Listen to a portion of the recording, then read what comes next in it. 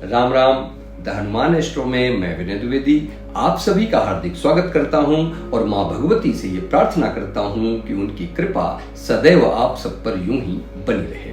आज का ये जो वीडियो है ये है शारदीय नवरात्रि पर अष्टमी और नवमी तिथि कब है, क्योंकि बहुत कंफ्यूजन है। और इस नवरात्रि में कन्या पूजन का शुभ मुहूर्त क्या है, चाहे वो अष्टमी के दिन का शुभ मुहूर्त हो चाहे वो नवमी के दिन का शुभ मुहूर्त हो, और कन्या पूजन का शास्त्रगत विधि क्या है, इस पर हम बात करेंगे। शारदीय नवरात्रि का प्रारंभ 22 सितंबर से हुआ है और जिसका समापन 2 अक्टूबर यानी विजयादशमी के दिन होगा।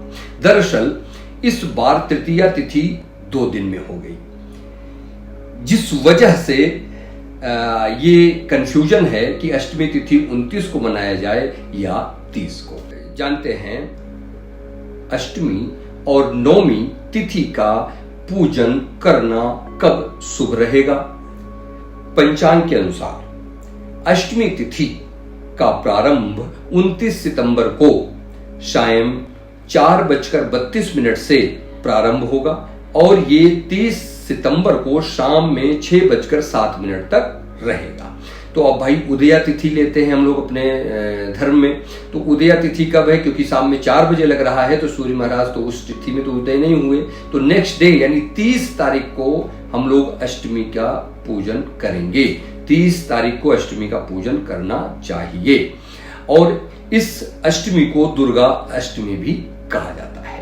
30 सितंबर को शाम में करीब 6:07 के बाद से नवमी तिथि लग जाएगी और वो 7:02 तक यानी 1 अक्टूबर को 7:01 तक रहेगी।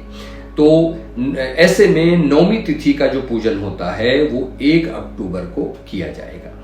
और जो लोग दुर्गा अष्टमी का पूजन करते हैं वह 30 सितंबर को कन्या पूजन करें और जो लोग नवमी को कन्या पूजन करते हैं वह 1 अक्टूबर को कन्या पूजन करें। अष्टमी पर कन्या पूजन का शुभ मुहूर्त क्या है, इसको जान लेते हैं। तो पंचांग के मुताबिक अष्टमी के दिन कन्या पूजन के लिए पहला जो शुभ मुहूर्त है वो रहेगा सुबह 5 बजे से 6:12 तक। ये पहला शुभ मुहूर्त है। और दूसरा जो शुभ मुहूर्त हमें मिलेगा वो 10:40 से 12:10 तक रहेगा। ये अष्टमी तिथि हो गई। अब नवमी तिथि की बात करें कि शुभ मुहूर्त क्या है कन्या पूजन का, तो पंचांग के अनुसार नवमी तिथि पर कन्या पूजन का शुभ मुहूर्त सुबह 4:53 से 5:41 तक रहेगा। पहला हो गया।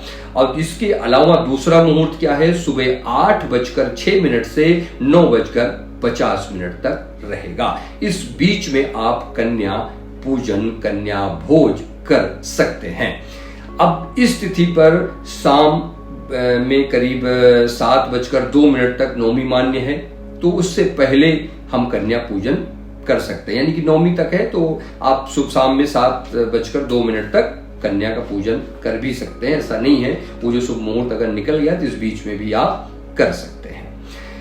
अब कन्या पूजन के दिन क्या करना है, पूजन की विधि क्या है, आप कन्या पूजन कैसे करें ये समझ लेते हैं। तो कन्या पूजन के लिए तो कन्या पूजन के दिन सर्वप्रथम देवी दुर्गा की पूजा करें। जैसे आप पूजा करते हैं प्रतिदिन वैसे ही सबसे पहले देवी जी का पूजन कर लें।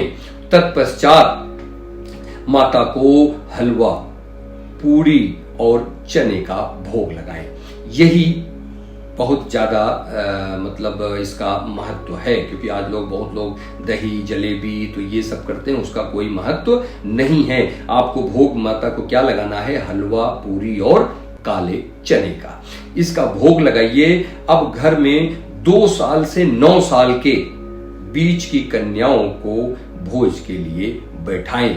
एक स्वच्छ आसन बिछाकर कन्या को बैठाएं। कन्याओं के पैर धुलें। अब ये ध्यान रहे, जो पैर धुलने के बाद जो पानी जो जल होता है उसको आप अपने सिंक में बेसिन में ना बहाएं।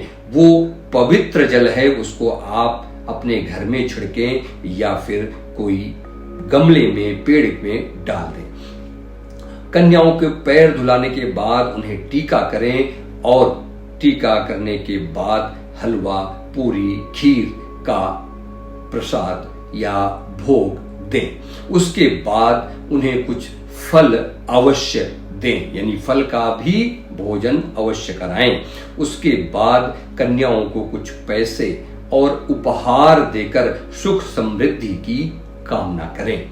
अंत में कन्याओं के पैर छूकर यानी दंडवत प्रणाम करना है। ध्यान रखिए, दंडवत प्रणाम कर कर उनसे ये क्षमा प्रार्थना मांगे कि हे माँ, हमसे जाने अनजाने में जो कुछ भी गलतियां हुई हों उसके लिए मुझे क्षमा करें।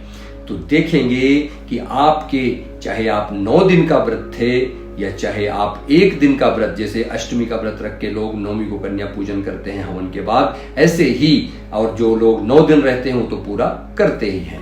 तो देखेंगे कि अवश्य ही आपकी पूजा को माँ दुर्गे एक्सेप्ट करेंगी और आपकी सारी मनोकामनाएं माता रानी पूर्ण करेंगी।